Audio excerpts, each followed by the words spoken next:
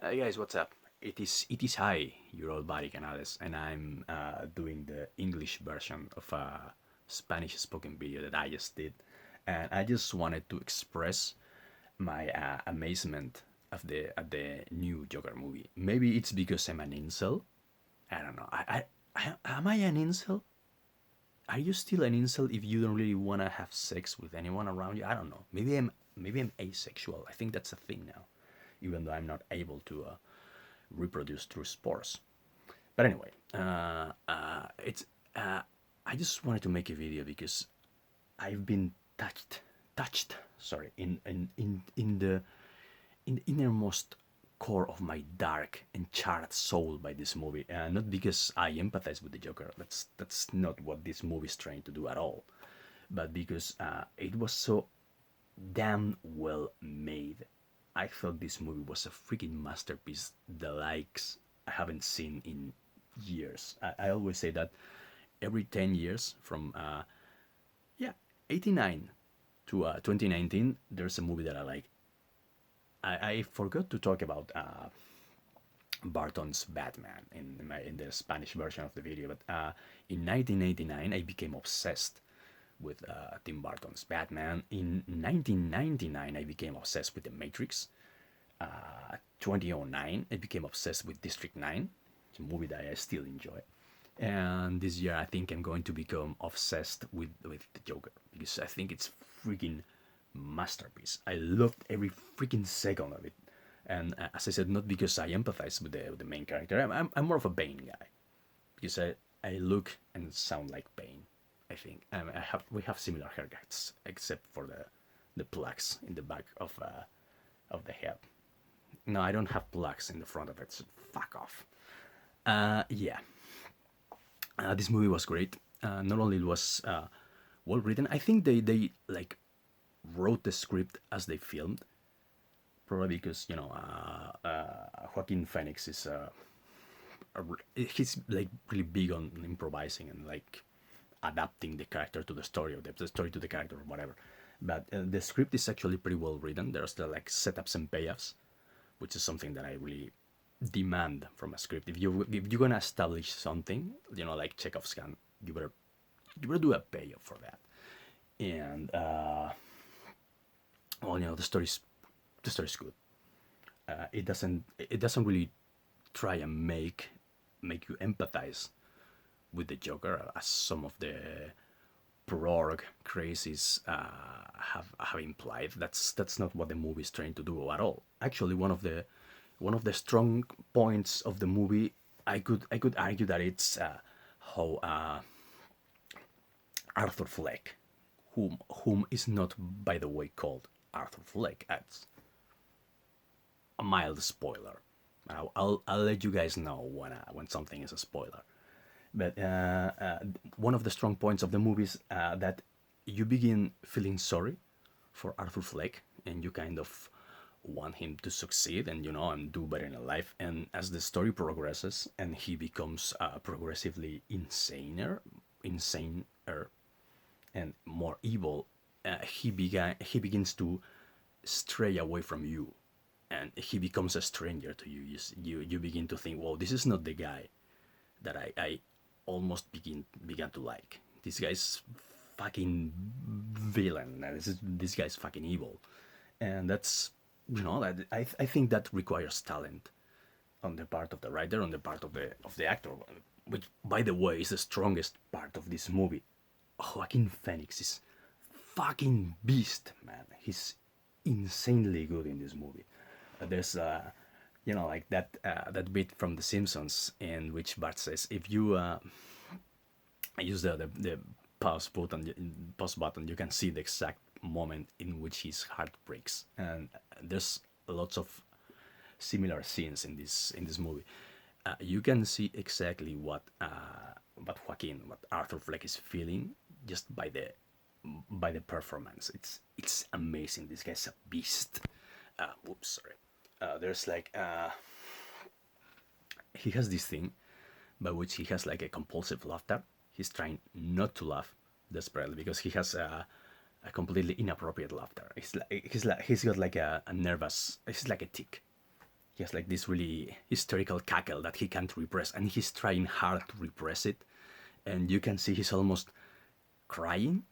He's like crying and laughing at the same time, like fuck man, I'm trying not to laugh, and it's really heartbreaking. I mean, you see it and holy shit, man.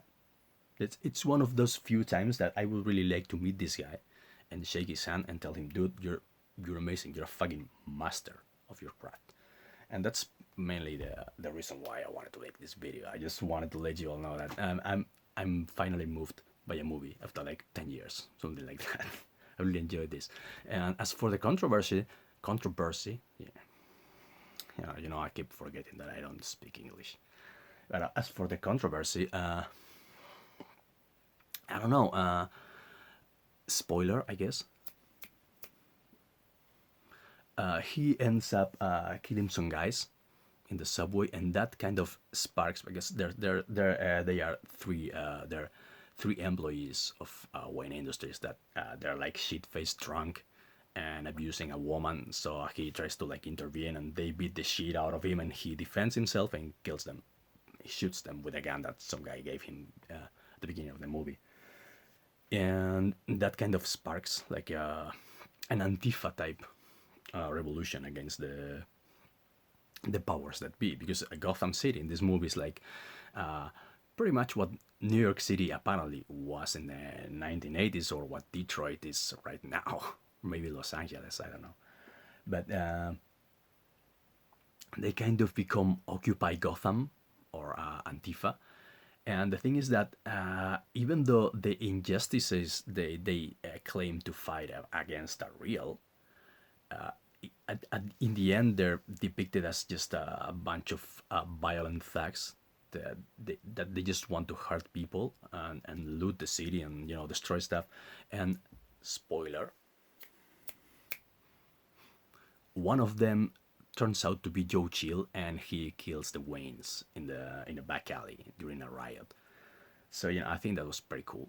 Yeah, Sax, right? Sax says, I could have done without that. You know, with a shot of the Waynes going towards an alleyway with a riot behind them and all that, that would have been enough. But still, I think that was cool. And I think that, about the whole far left propaganda and Antifa thing, I think that Todd Phillips is like right there in the middle. He's saying that, as I said, you know, the injustices are real, but these guys are also assholes and violent thugs. So I enjoy that. I like that. That's how I like my art. He's not spoon feeding you anything. He's letting you do the head work, so to speak. He's letting you decide, and I really appreciate that. Thank you, Mr. Phillips. I think that Mr. Phillips, you were on board with the whole anti-Trump train just because you wanted to, you know, blend in and ingratiate yourself with the establishment. But I don't really think that you're in it. Like, you're like a centrist. I think this guy, Todd Phillips guy, is like a centrist in that regard. You know, I think we all should be like, just let people decide. But yeah, maybe that's why some I don't know who said it, but I think that may have been why they are trying to destroy him, because he doesn't portray Antifa and the Occupy guys and the anti-establishment guys in a completely positive light. So who knows? That's actually what I really liked about the movie, that and the script, and Joaquin Phoenix's masterful work as Arthur Fleck, whom, as I say this, I also enjoy that. Another spoiler, ready? Go. He's not actually called Arthur Fleck. That's something that his crazy schizophrenic mom called him. We learn throughout the movie that he's actually he likes a father. You know, he's one of those. He's in the facts on fatherlessness stats. He doesn't have a father, and that really affects him. You know, he fantasizes that Robert De Niro, who's a talk show host, is like a surrogate father for him, and he, of course, he at some point rejects him, which also lets him farther down the path of madness and violence. But he's that's really politically incorrect. He lacks a father, and that really affects him.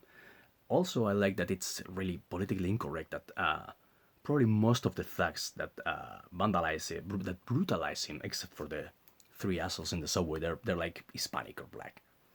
And I'm not saying that it's a good thing. I'm saying that I appreciate that Todd Phillips didn't want to bend the knee and adulterate it. Is that a word in English? Adulterate, like sweeten it, like put it through the politically correct filter and make them like blonde Aryan thugs. Dude, if you grew up in 1980s New York, you know that most of the thugs were like Hispanic or black. I mean, that's a fact. And I really enjoyed that he wasn't willing to, like, as I said, like whitewash it for the sake of political correctness. What else? I mentioned in the Spanish version of the video that there's a scene in which, Penny Flake, Arthur's mom, thinks maybe she did, maybe she didn't. That's another big thing in the movie, that she had an affair with with Thomas Wayne, and then that Arthur Flake is actually Thomas Wayne's illegitimate son. So Arthur Flake becomes convinced of this and goes to confront Thomas Wayne at Wayne Manor, and we see, I think he's Alfred. I don't know, because he's like a pudgy guy with the goatee. Doesn't look like typical Alfred. What do I know? And we see Bruce Wayne playing in the garden, and he's like in a gazebo, and the gazebo has like one of these fireman rod things, the thing that you slide down, and that's the first thing he does. Bruce Wayne. I really like that Easter egg. Like the first thing he does when he sees the Joker, he slides down the tube, the bar, and goes to talk to him like, hey. It's like, it's almost like a gritty, brutal version of the 1960s Batman show. Because Joker is wearing it's not really a purple suit. It's like more like a burgundy dark red suit, something like that, like Cesar Romero's in the show. But yeah, I mean, I think that's all. I really enjoyed this movie. I think it was great direction, great cinematography, amazing performance by this fucking beast that is Joaquin Phoenix. I'm glad that it's doing well at the box office. Go see it. I mean, if any of you didn't get the experience ruined by my spoilers, you managed to skip them. Yeah, go see it. Tell everyone to go see it, because it's really worth it. It's, at last, after years, I've seen an actual real movie, and I really enjoyed it. And I think that's I'm gonna go sleep now.